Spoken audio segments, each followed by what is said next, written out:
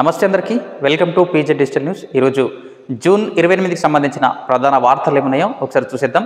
మన ఛానల్ని ఇప్పటి వరకు సబ్స్క్రైబ్ చేసుకోకుంటే వెంటనే సబ్స్క్రైబ్ చేసుకోండి, బెల్ ఐకాన్ని కూడా క్లిక్ చేయండి. మేము పెట్టే ప్రతి వార్త కూడా మీకు నోటిఫికేషన్ ద్వారా అందుతుంది.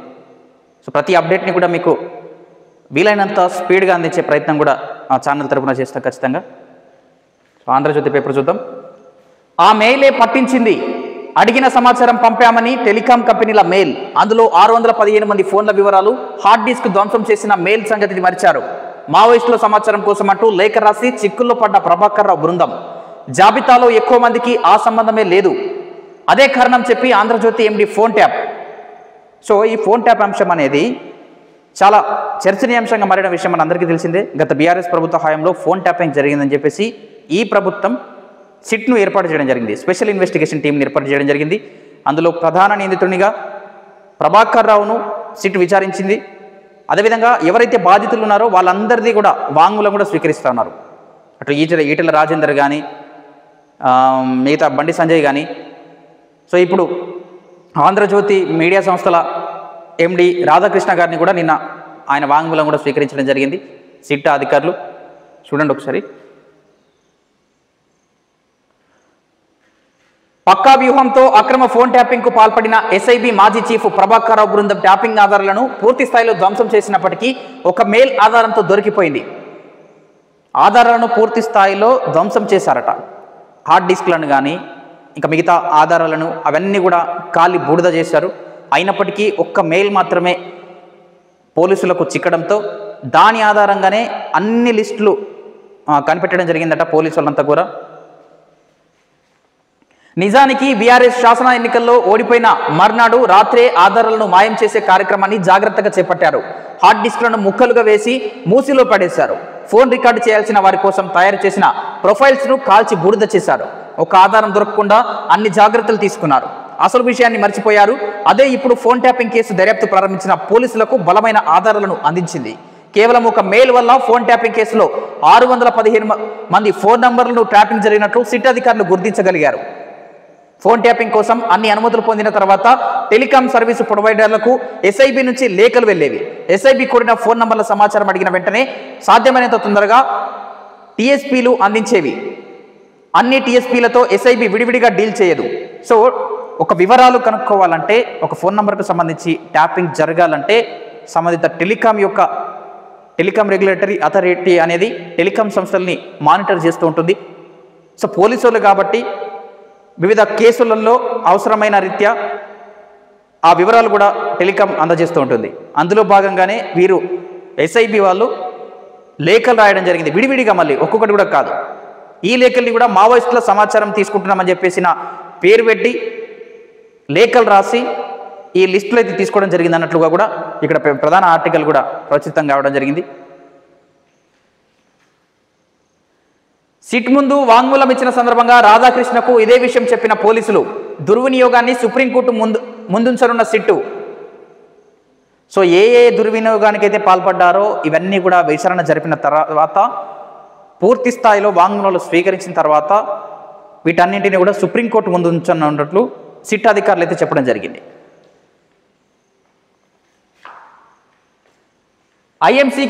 ఐఏఎంసీకి భూ కేటాయింపు రద్దు, జీవోను కొట్టేస్తూ హైకోర్టు సంచలన తీర్పు. రాయదుర్గాలో 3.7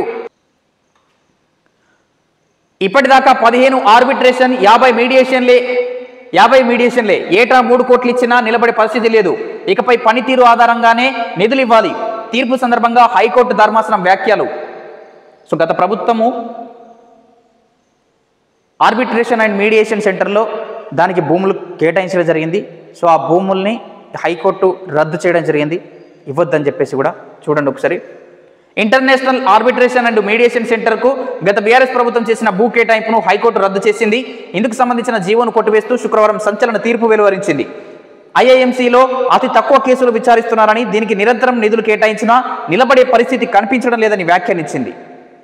సో ఈ భూముల రద్దు అయితే జరిగింది. గత ప్రభుత్వం కేటాయించింది 3 ఎకరాల 70 గుంటలు, బీఆర్ఎస్ ప్రభుత్వం కేటాయించింది. సో ఇది హైకోర్టులో నడుస్తూ ఉంది. సో నిన్న ఈ విషయంలో హైకోర్టు స్పందించి చెప్పడం జరిగింది, రద్దు చేయడం కూడా జరిగింది. వారంలోనే ఆత్మీయ భరోసా 261 కోట్ల విడుదలకు సర్కార్ కసరత్తు. గతంలో 83,887 మంది కూలీలకే ఆర్థిక సాయం. మిగిలిన 4,35,304 మందికి ఇప్పుడు చెల్లింపులు. బిల్లులు సమర్పించిన గ్రామీణాభివృద్ధి శాఖ. ఉద్యోగుల వేతనాల చెల్లింపులు పూర్తవగానే భరోసాకు నిధుల కేటాయింపు. తొలి విడత వేగంగా పూర్తికి నిర్ణయం. సో రాష్ట్ర ప్రభుత్వం అంతా కూడా ఏ విధంగా పోతా ఉందంటే రైతు భరోసా డబ్బుల్ని కూడా జమ చేయడం జరిగింది.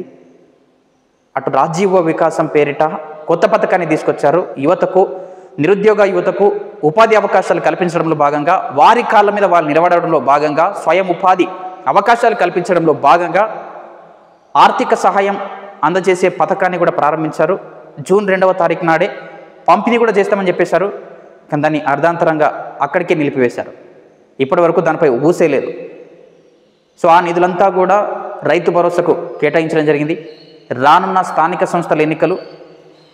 సంస్థల ఎన్నికల్ని దృష్టిలో పెట్టుకొని ప్రభుత్వాలు ఈ విధంగా పోతా ఉన్నాయి. రైతు భరోసా విడుదల చేయడం అనేది చాలా సంతోషనీయం, హర్షణీయం. ఎందుకంటే ఖరీఫ్ సీజన్ కాబట్టి రైతులకు ఈ సమయంలోనే డబ్బులు చాలా అవసరమవుతాయి. ఆ డబ్బులు సమయానికి విడుదల చేసినందుకు రాష్ట్ర ప్రభుత్వానికి కృతజ్ఞత చెప్పాల్సిన అవసరం కూడా ఉంటుంది. ఎందుకంటే కానీ ఇక్కడ రాజీవ వికాసాన్ని మధ్యంతరంగా నిలిపివేయడం జరిగింది. చాలామంది నిరుద్యోగుల నుంచి వ్యతిరేకత కూడా దీనిపై రావడం జరిగింది. ఎందుకు రాష్ట్ర ప్రభుత్వం ఆశ చూపి మరి నిలిపివేయడం జరిగింది, ఇప్పుడు ఎందుకు స్పందించడం లేదు, ఎందుకు రాజీవ వికాసం యొక్క ఊసే ఎత్తడం లేదని చెప్పేసి కూడా చెప్పడం జరుగుతూ ఉంది. సో ఇప్పుడు మళ్ళీ ఆత్మీయ భరోసా అని చెప్పేసి ఎవరైతే వ్యవసాయ భూములు లేని కూలీలుగా పనిచేస్తున్న రైతులు ఎవరైతే ఉంటారో సో వారి ఖాతాలలో నగదు ఆర్థిక సాయం జమ చేయడంలో భాగంగా ఈ ఆత్మీయ భరోసా కార్యక్రమాన్ని అయితే గత జనవరిలోనే ప్రారంభించడం జరిగింది. తొలి విడతగా కొంత వరకే అరకొరగా కేటాయించారు. సో ఈ విడతలో మళ్ళీ పూర్తి స్థాయిలో అందరికీ డబ్బులు నగదు జమ చేస్తామని చెప్పేసి కూడా ప్రభుత్వం చెప్పడం జరుగుతూ ఉంది. మరి ఉద్యోగస్తులకు సంబంధించిన జీతాలు కూడా ఇచ్చే ప్రక్రియలో ప్రభుత్వం ఉంది. సో ఇవన్నీ కేటాయింపులు జరిగిన తర్వాత ఈ ఆత్మీయ భరోసా కూడా రైతుల ఖాతాల్లో, అంటే మరీ ముఖ్యంగా కౌలు రైతులు దీని ద్వారా బెనిఫిట్స్ పొందే అవకాశాలు కూడా ఉంటాయి. సో పథకాలు ప్రారంభించడం కాదు, ప్రతి పథకము చివరి లబ్ధిదారు వరకు చేరుతున్నాయా లేవా అన్న పర్యవేక్షణ ప్రభుత్వం ఖచ్చితంగా చేపట్టాల్సిన అవసరం ఉంటుంది. ఎందుకంటే చాలా వరకు పథకాలన్నీ కూడా నిర్వీర్యం అవుతూ ఉంటాయి. మా పార్టీలకు చెందిన వాళ్లకు మాత్రమే రావడం అని చెప్పేసి ఎమ్మెల్యేల కనుసన్నల్లో ఉన్న కార్యకర్తలకు, వారికి తెలిసిన వారికి మాత్రమే ఈ డబ్బులు, ఈ వివిధ పథకాలు లబ్ధి చేకూరుతాయన్న విమర్శలు లేకపోలేదు. కాబట్టి ప్రభుత్వం ఖచ్చితంగా దృష్టి సారించాలి. అర్హులైన వారికి మాత్రమే ఈ పథకాలు లబ్ధి చేకూరాలని చెప్పేసి కూడా చెప్తా ఉన్నాం. ఫీజులపై కమిటీ. ఇంజనీరింగ్ కళాశాలలకు సంబంధించి రాష్ట్ర ప్రభుత్వం నిర్ణయం. విద్యా ప్రమాణాలు, మెరుగైన వసతులే ప్రామాణికం. గత విజిలెన్స్, ఎన్ఫోర్స్మెంట్ నివేదికల పరిశీలన, పరిగణలోకి సుప్రీం తీర్పులు. కౌన్సిలింగ్కు ఇబ్బంది లేకుండా చర్యలు. సో ఇంజనీరింగ్ కళాశాలలు, వివిధ కళాశాలల ఫీజుల నియంత్రణకై ఒక కమిటీని రాష్ట్ర ప్రభుత్వం ఏర్పాటు చేయడం జరిగింది. సో చాలా వరకు ఫీజుల దోపిడీ అనేది ఇంజనీరింగ్ ప్రైవేట్ కళాశాలల్లో విచ్చలవిడిగా కొనసాగుతుంది. పేద మధ్యతరగతి విద్యార్థుల నడ్డి విరుస్తున్నాయి ఈ ఫీజులు. లక్షలు ఫీజులు తీసుకుంటా ఉంటే ఉన్నత చదువులు పేద విద్యార్థులు ఎట్లా అభ్యసిస్తారు? ప్రభుత్వాలు గొప్పగా చెప్పుకుంటా ఉన్నాయి, మేము ఫీజుల నియంత్రణకు కమిటీ అది ఇది వేస్తున్నామని చెప్పేసి. మరి చట్టం తీసుకురావచ్చు కదా, చట్టాన్ని ఎందుకు తీసుకురాకలేకపోతా ఉన్నారు ప్రభుత్వాలు?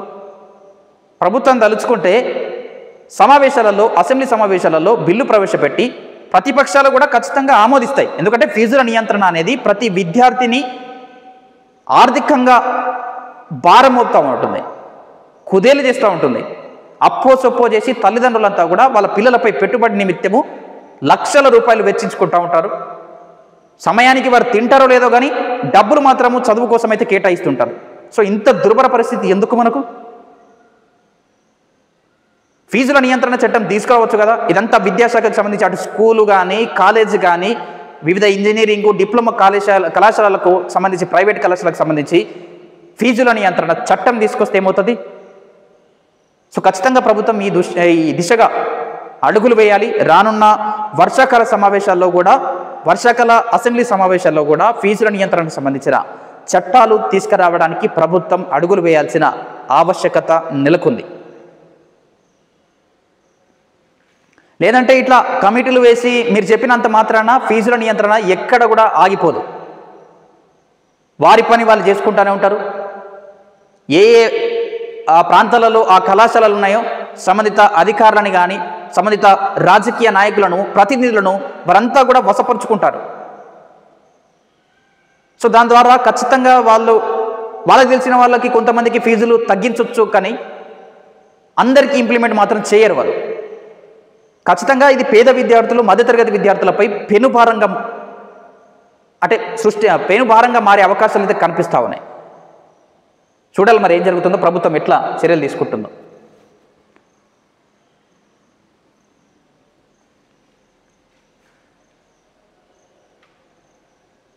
మిగతా ప్రధాన వార్తలు. కదిలిన జగన్నాథుడి రథచక్రాలు. పూరి జగన్నాథ రథయాత్ర భారీ సంఖ్యలో హాజరైన భక్తులు. ఒడిస్సా రాష్ట్రానికి సంబంధించి పూరి జగన్నాథ రథయాత్ర ప్రతి ఏటా ఎంతో వేడుకగా ఎంతో వైభవంగా నిర్వహిస్తుంటారు. ఎంతోమంది ప్రజలు కూడా హాజరవుతుంటారు. దాదాపు 10 లక్షలకు పైగా భక్తులు కూడా హాజరవుతుంటారు. గతంలో కూడా మనం చూసాము. ఇక్కడ చూద్దాం ఒకసారి. ఒడిశాలోని ప్రసిద్ధ పుణ్యక్షేత్రం పూరిలో జగన్నాథ రథయాత్ర శుక్రవారం అత్యంత వైభవంగా ప్రారంభమైంది. ఈ వేడుకను ప్రత్యక్షంగా వీక్షించడానికి దేశ విదేశాల నుంచి లక్షలాదిగా భక్తులు తరలివచ్చారు. పూరి రహదారులపై స్వామివారు ఆయన తోబుట్టువాలైన బలభద్రుడు సుభద్ర అధిష్ఠించిన రథాలను లాగడానికి వేలాది మంది భక్తులు బారులు తీరారు. ఇక్కడ పూరి జగన్నాథునితో పాటు బలభద్రుడు అదేవిధంగా సుభద్ర 3 రథచక్రాలను కూడా లాగడం జరుగుతుంది. దీన్ని వీక్షించడానికే దీన్ని దర్శించడానికే ఎంతోమంది భక్తులు వస్తుంటారు. ప్రధాన ఆలయం నుంచి దేవతామూర్తులను రథాల వద్దకు తీసుకొచ్చే పహండి వేడుకలో భాగంగా తొలుత బలభద్రుడికి తాళధ్వజ రథంపైకి, సుభద్రను దర్భదలన్ రథంపైకి చేర్చారు. చివరగా భక్తుల జయజయధ్వానాల మధ్య జగన్నాథుడు తన నందిఘోష రథం వద్దకు చేరుకున్నారు. రథాలను అధిష్ఠించిన దేవతామూర్తులను పూరి శంకరాచార్య నిశ్చలానంద సరస్వతి దర్శించుకున్నారు. కొద్దిమంది శిష్యులతో కలిసి వీల్ చైర్లో వచ్చిన ఆయన స్వామివార్లకు ప్రత్యేక పూజలు నిర్వహించారు. పూరి రాజు గజపతి దివ్యసింగ్ దేవ్ చెరా పహారా క్రతువును పూర్తి చేశారు. దీనిలో భాగంగా 3 రథాల లోపల అవి ప్రయాణించే మార్గాన్ని ఆయన బంగారు చీపురుతో ఊడుస్తారు. ఈ కార్యక్రమం ముగిసిన తర్వాత రథాలకు వివిధ రంగుల చెక్క గుర్రాలను అమర్చారు. అనంతరం సాయంత్రం 4:08 జై జగన్నాథ నినాదాల మధ్య బలభద్రుడి తాళధ్వజం ముందు కదలగా ఆ వెనుక దర్భదలన్ చివరగా నందిఘోష అనుసరించాయి. సో మొత్తానికి 3 రథాలను లాగడం జరుగుతుంది. ఈ రథాలను వీక్షించడానికి ఎంతోమంది భక్తులు కూడా తండోపతండాలుగా తరలి వస్తుంటారు. సో ఇవి ఆంధ్రజ్యోతి పేపర్కి సంబంధించి. నెక్స్ట్ వేరే పేపర్ చూసే ప్రయత్నం చేద్దాం. దిశ తెలుగు దినపత్రిక చూద్దాం. మెట్రో 2వ దశకు కేంద్రం గ్యారంటీనే కీలకం. హైదరాబాద్ మెట్రో రైలు 2వ దశ విస్తరణకు నిధుల సమీకరణ కోసం కేంద్ర ప్రభుత్వం ఇచ్చే సావరిన్ గ్యారంటీ కీలకం. దీనివల్ల రాష్ట్ర ప్రభుత్వానికి ఎఫ్ఆర్టీఎంకు ఎఫెక్ట్ ఉండదు. జాయింట్ వెంచర్ ప్రాజెక్టులోనే కేంద్రం గ్యారంటీ ఇస్తేనే రుణాలు ఇవ్వడానికి అంతర్జాతీయ ఫైనాన్స్ సంస్థలు రెడీగా ఉన్నాయి. హైదరాబాద్ మహానగర విస్తరణలో మెట్రో రైలు కీలకం. ఫ్యూచర్ సిటీకి మెట్రో రైలుతోనే అనేక లాభాలున్నాయి. భూముల ధరలు విపరీతంగా పెరుగుతాయి. నగరం నలుమూలల అభివృద్ధి సమాంతరంగా ఉండాలనేదే సీఎం రేవంత్ రెడ్డి విజన్. దానికి అనుగుణంగానే పనిచేస్తున్నామని మెట్రో రైలు లిమిటెడ్ ఎండి ఎన్వీఎస్ రెడ్డి శుక్రవారం దిశకు ఇచ్చిన ప్రత్యేక ఇంటర్వ్యూలో తెలిపారు. సో ఈ మెట్రో 2వ దశకు కేంద్రం గ్యారంటీనే కీలకం అని చెప్పేసి కూడా కేంద్రం గ్యారంటీ ఇస్తేనే ఈ మెట్రో విస్తరణ ముందుకు సాగుతుంది.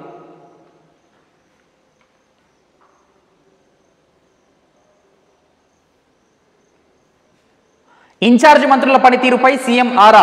జిల్లాలో ఎవరెవరు పర్యటిస్తున్నారు, పార్టీ బలోపేతం ప్రభుత్వ కార్యక్రమాలపై సమీక్ష. సంగతేంటి? సంక్షేమ పథకాలను ప్రజల్లోకి తీసుకెళ్తున్నారా? జిల్లాలో పాత కొత్త నేతల మధ్య గ్యాప్ పైన నజర్. చుట్టపు చూపు పర్యటనలపై వస్తున్న విమర్శలపైన దృష్టి. సో సీఎం రేవంత్ రెడ్డి గారు పార్టీ అంతర్గత విషయాల్లో, పార్టీ విషయాల్లో, మంత్రుల విషయాల్లో ఖచ్చితంగా క్షేత్రస్థాయిలో పర్యటిస్తున్నారా లేదా అన్న దానిపై ఆరా తీయడం జరుగుతూ ఉంది. రానున్నది స్థానిక సంస్థల ఎన్నికలు.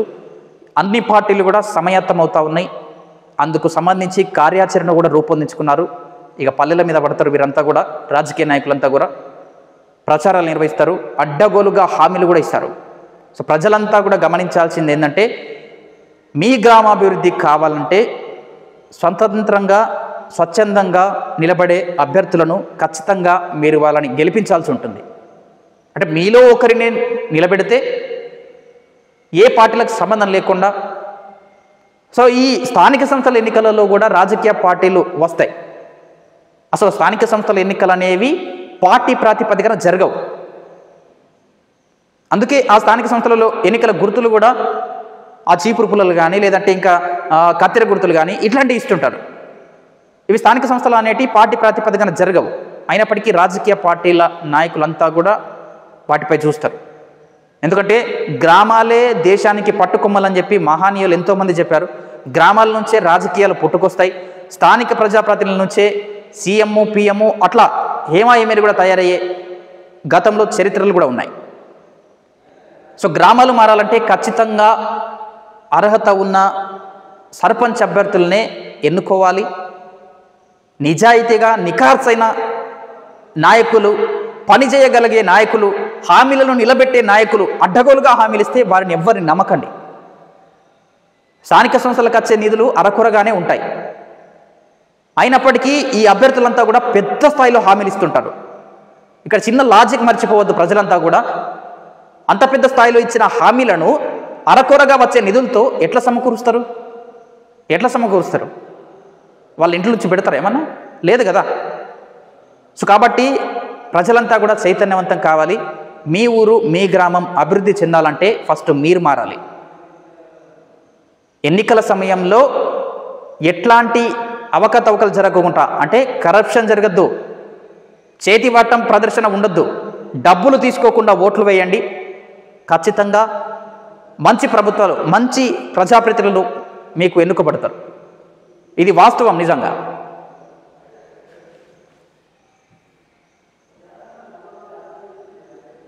బీజేపీకి కొత్త సారథి. అధ్యక్ష రేసులో ఎంపీలు అరవింద్, ఈటల, రఘునందన్ రావు, డికే అరుణ. స్థానిక ఎన్నికల నేపథ్యంలో అధిష్టానం ఫోకస్. రేపు రాష్ట్రానికి అమిత్ షా. అదే రోజు అధ్యక్షుడి ఎంపికపై క్లారిటీ వచ్చే ఛాన్స్. బీజేపీకి కొత్త సారథి ఇంకా రాలేదు. తెలంగాణ రాష్ట్రానికి సంబంధించిన అధ్యక్ష పదవి ఇంకా ఖాళీగానే కొనసాగుతోంది. అంతే కిషన్ రెడ్డి గారు వివరిస్తూ ఉన్నారు.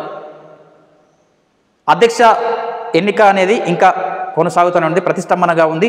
ఇందులో ఆశావాహులు కూడా చాలామంది ఉన్నారు. అటు అరవింద్, ఎంపీ ఈటల రాజేందరు, రఘునందన్ రావు గారు, ఇతర ఆశావాహులు కూడా చాలామంది ఉన్నారు. సో ఈ నెల 29వ తేదీన నిజామాబాద్కు కేంద్ర హోంశాఖ మంత్రి అమిత్ షా గారు రానున్నారు.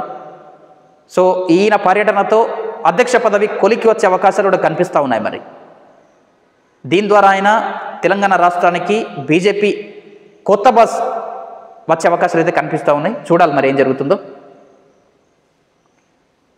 డిమాండ్కు అనుగుణంగా విద్యుత్ ఉత్పత్తి. విద్యుత్ ఒప్పందాల అమలుపై రోజువారీ సమీక్షలు.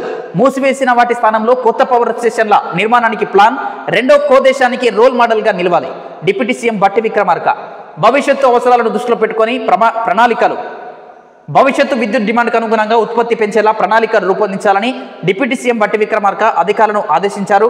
2023 మార్చిలో 15,497 మెగావాట్లు, 2025 మార్చిలో 17,162 మెగావాట్ల పీక్ డిమాండ్ వచ్చిందని గుర్తు చేశారు. ఇది 2029-30 నాటికి విద్యుత్ డిమాండ్ ఎంత మేరకు పెరుగుతుందో అని అంచనా వేయాలన్నారు. సో భవిష్యత్ అవసరాలను దృష్టిలో పెట్టుకొని విద్యుత్ ఉత్పత్తి డిమాండ్కు తగ్గట్లు ఉత్పత్తి కూడా చేయాలని చెప్పేసి బట్టి విక్రమార్క గారు సమీక్షించారు. అధికారులకు కూడా కీలక సూచనలు, ఆదేశాలు కూడా చేయడం జరిగింది. సో ఇవి దిశ పేపర్కి సంబంధించి. నెక్స్ట్ వేరే పేపర్ చూసే ప్రయత్నం చేద్దాం. నెక్స్ట్ వెలుగు పేపర్ చూద్దాం. కాళేశ్వరం గుదిబండ ప్రభుత్వానికి ఆర్థిక భారంగా ప్రాజెక్టు. ఆర్ఈసీ అవుట్స్టాండింగ్ రుణం 17,232 కోట్లు, 890 కోట్లు బకాయి. ఈ నెల 6న సర్కారుకు ఆర్ఈసీ లేఖ. జూన్ 29 లోపు కట్టకుంటే నిరర్ధక ఆస్తిగా పరిగణిస్తామని వార్నింగ్. ఇరిగేషన్ కార్పొరేషన్ కట్టాల్సింది మరో 10,278 కోట్లు. వాయిదా కింద చెల్లించాల్సిన 503 కోట్లు పెండింగ్. ఈ నెల 29 లోపు 1,393 కోట్లు చెల్లించాల్సిందే. రుణాల రీస్ట్రక్చర్ కోసం సర్కారు యత్నం. కేంద్రం ఆర్ఈసీ ససేమిరా. సో ఈ ప్రాజెక్టు, కాళేశ్వరం ప్రాజెక్టు విషయంలో చేసిన అప్పులన్నీ కూడా రాష్ట్ర ప్రభుత్వానికి గుదిబండగా మారుతున్నాయని చెప్పేసి ప్రధాన ఆర్టికల్ ఇది. సో ఈ అప్పులు తీర్చడానికి ఎంతో కష్టాలు కూడా ప్రభుత్వాలు పడుతున్నాయని చెప్పేసి కూడా ఈ ఆర్టికల్ ద్వారా తెలియజేస్తూ ఉన్నారు. మిగతా ప్రధాన వార్తలు.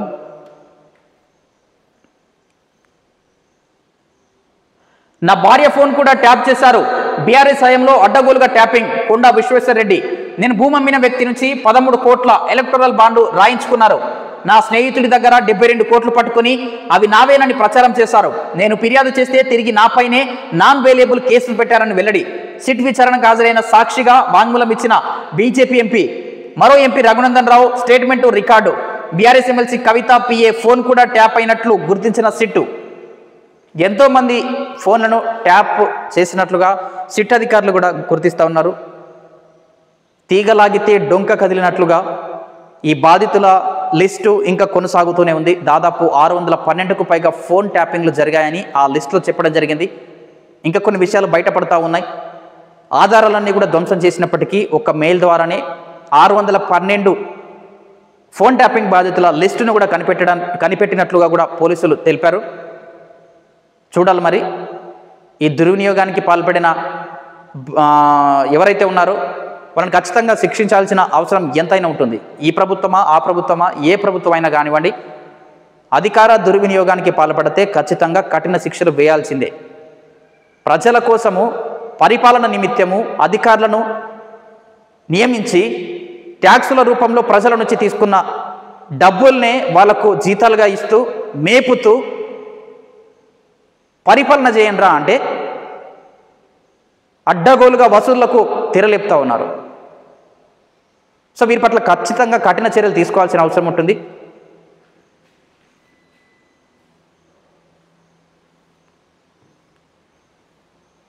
ఇగో నా ఫోన్ కూడా ట్యాప్ చేశారని చెప్పేసి మొత్తం అందరి ఫోన్లు ట్యాప్లు జరుగుతూ ఉన్నాయి. అందరూ నాయకులంతా కూడా చెప్తా ఉన్నారు నా ఫోన్ ట్యాప్ జరిగింది, ట్యాప్ చేశారని చెప్పి. అటు షర్మిల, ఏపీకి సంబంధించిన షర్మిల గారి కూడా ఫోన్ ట్యాపింగ్ జరిగిందని చెప్పేసి చెప్తా ఉన్నారు.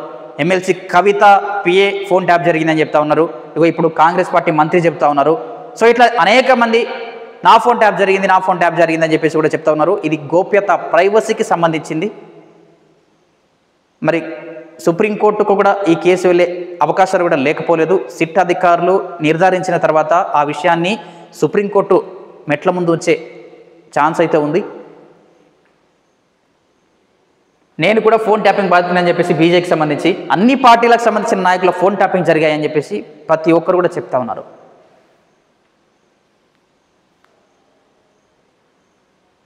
జూలై 4న కాంగ్రెస్ బహిరంగ సభ.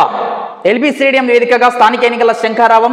చీఫ్ గెస్ట్గా హాజరు కానున్న మల్లికార్జున ఖార్గే. కేడర్కు దిశానిర్దేశం చేయనున్న పార్టీ చీఫ్. మల్లికార్జున ఖార్గే గారు జూలై 4వ తేదీన రానున్నారు. ఇదొక విషయం పక్కన పెడితే ఇంకా తెలంగాణ రాష్ట్రానికి సంబంధించిన నిరుద్యోగుల అంశం తెరపైకి వస్తూ ఉంది.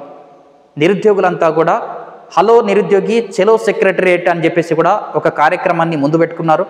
జూలై 4వ తేదీనే సెక్రటరియేట్ ముట్టడి కూడా చేయనున్నట్లు కూడా ఇదివరకే నిరుద్యోగ అభ్యర్థులంతా కూడా పిలుపునిచ్చిన విషయం మనకు తెలిసిందే. అన్ని పార్టీలకు సంబంధించిన నాయకుల మద్దతును కూడగడుతూ ఉన్నారు వారంతా కూడా. సో ఇదే జూలై 4న మళ్ళొక బహిరంగ సభ అని చెప్పేసి చెప్తా ఉన్నారు. ప్రభుత్వాలు, రాష్ట్ర ప్రభుత్వాలు ఇంత పెద్ద స్థాయిలో నిరుద్యోగులు ధర్నాలు చేసినప్పటికీ కూడా చలనం లేకుండా వ్యవహరించడం అనేది ఇది ఖచ్చితంగా పెనుముప్పుగా మారే అవకాశాలు కూడా కనిపిస్తూ ఉన్నాయి. నిరుద్యోగుల పక్షాన ప్రభుత్వాలు నిలబడకపోతే అది ఏ ప్రభుత్వమైనా సరే, ఏ పార్టీ ప్రభుత్వమైనా సరే ఖచ్చితంగా నిలదొక్కుకోలేదు. ఇది వాస్తవం. ఎందుకంటే చరిత్ర ఉంది మన దగ్గర. నిరుద్యోగులు తలుచుకుంటేనే ఒక ప్రభుత్వాన్ని గద్దెదించారు, ఇంకో ప్రభుత్వాన్ని గద్దెక్కించారు కూడా. గద్దెక్కించిన నిరుద్యోగులకు గద్దెదించే అవకాశం కూడా ఉంటుంది, ఆ కెపాసిటీ కూడా ఉంటుందని చెప్పేసి ప్రభుత్వాలు మర్చిపోవద్దు. సో వెంటనే ఉద్యోగ నోటిఫికేషన్లు విడుదల చేయాలి. ఉద్యోగ నోటిఫికేషన్లు లేక చాలామంది విద్యార్థులు, అభ్యర్థులు మానసికంగా కుంగిపోతూ ఉన్నారు. ఆర్థిక భారాలు మోయలేక కుదేలైపోతూ ఉన్నారు. సో కాబట్టి ప్రభుత్వం దృష్టి సారించాల్సిన అవసరం ఉంటుంది. సో ఇవి జూన్ 28కి సంబంధించిన ప్రధాన వార్తలు. చూస్తూనే ఉండండి మన పీజే డిజిటల్ న్యూస్. నేను మీ ప్రదీప్ జిల్లెడ్వార్.